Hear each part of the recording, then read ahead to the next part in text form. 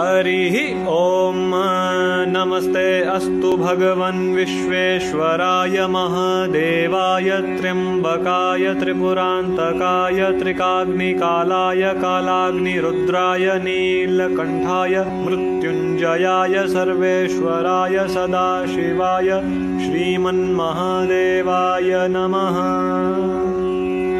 हरिः ॐ नमस्ते अस्तु भगवन् विश्वेश्वराय महादेवाय त्र्यम्बकाय त्रिपुरान्तकाय त्रिकाग्निकालाय कालाग्निरुद्राय नीलकण्ठाय मृत्युञ्जयाय सर्वेश्वराय सदाशिवाय श्रीमन्महादेवाय नमः। हरिः ॐ नमस्ते अस्तु भगवन् विश्वेश्वराय महादेवाय त्र्यम्बकाय त्रिपुरान्तकाय त्रिकाग्निकालाय कालाग्निरुद्राय नीलकण्ठाय मृत्युञ्जयाय सर्वेश्वराय सदाशिवाय श्रीमन्महादेवाय नमः। हरिः ॐ नमस्ते अस्तु भगवन् विश्वेश्वराय महादेवाय त्र्यम्बकाय त्रिपुरान्तकाय त्रिकाग्निकालाय कालाग्निरुद्राय नीलकण्ठाय मृत्युञ्जयाय सर्वेश्वराय सदाशिवाय श्रीमन्महादेवाय नमः। हरिः ॐ नमस्ते अस्तु भगवन् विश्वेश्वराय महादेवाय त्र्यम्बकाय त्रिपुरान्तकाय त्रिकाग्निकालाय कालाग्निरुद्राय नीलकण्ठाय मृत्युञ्जयाय सर्वेश्वराय सदाशिवाय श्रीमन्महादेवाय नमः। हरिः ॐ नमस्ते अस्तु भगवन् विश्वेश्वराय महादेवाय त्र्यम्बकाय त्रिपुरान्तकाय त्रिकाग्निकालाय कालाग्निरुद्राय नीलकण्ठाय मृत्युञ्जयाय सर्वेश्वराय सदाशिवाय श्रीमन्महादेवाय नमः।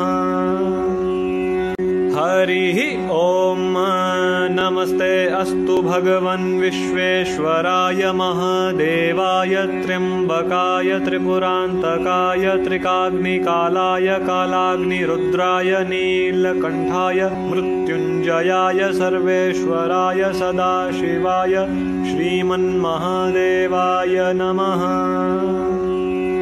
हरिः ॐ नमस्ते अस्तु भगवन् विश्वेश्वराय महादेवाय त्र्यम्बकाय त्रिपुरान्तकाय त्रिकाग्निकालाय कालाग्निरुद्राय नीलकण्ठाय मृत्युञ्जयाय सर्वेश्वराय सदाशिवाय श्रीमन्महादेवाय नमः।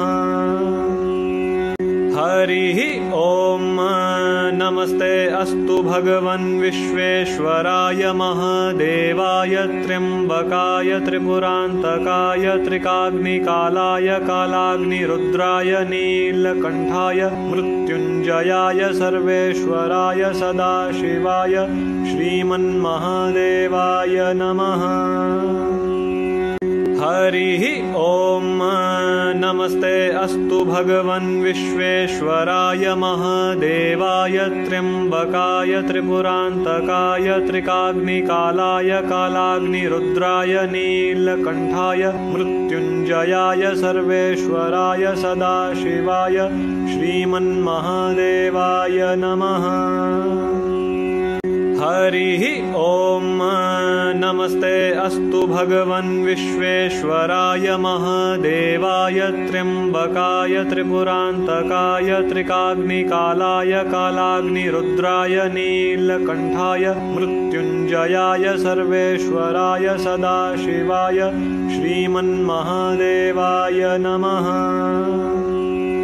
हरिः ॐ नमस्ते अस्तु भगवन् विश्वेश्वराय महादेवाय त्र्यम्बकाय त्रिपुरान्तकाय त्रिकाग्निकालाय कालाग्निरुद्राय नीलकण्ठाय मृत्युञ्जयाय सर्वेश्वराय सदाशिवाय श्रीमन्महादेवाय नमः। हरिः ॐ नमस्ते अस्तु भगवन् विश्वेश्वराय महादेवाय त्र्यम्बकाय त्रिपुरान्तकाय त्रिकाग्निकालाय कालाग्निरुद्राय